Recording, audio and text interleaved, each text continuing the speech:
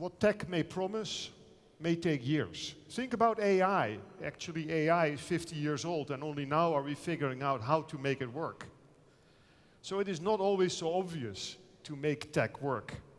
And when we think and collaborate along that road to the customer, that end-to-end customer value chain, whether we are designing a product that in the end needs to be easy to use by the customer, or whether we are procuring components that need to be put together and delivered and installed, the weakest link of that value chain determines whether tech will work. In 2011, I was asked to become the CEO of Philips. In my analysis, Philips needed a reboot after some years of decline, in fact, stagnation. And the reboot took shape in the form of 3 big shifts. The first shift people talk about most, but in fact is the easiest, which is a portfolio transformation.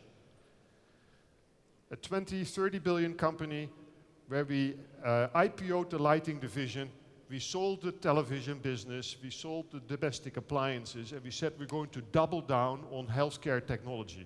Why? Because we felt that our capabilities, innovation, would flourish in such a market where in fact there is a lot of unmet need, where there is more patients, not enough money, and actually tech can help make healthcare more productive. Making tech work is also about understanding the details and the standards and doing the right thing at every level of the company so that people take responsibility for what is supposed to be a design that is a design for excellence. Besides internal challenges and transformation needs of a company, along the way of trying to get to success, we are of course also faced with external challenges. Things that are not in your own control. Things that happen to you that you are not accountable for. Just take a few that I have experienced with, that hit us in the face in a way. The invasion of Russia in the Ukraine. Philips has a big presence in Russia, as well as in the Ukraine. Or the China 2025 manufacturing strategy that basically says China wants to do local for local by 2025 and favor local companies. Well, I tell you, when you have a 2 billion business in China, that has a consequence. Or component shortages.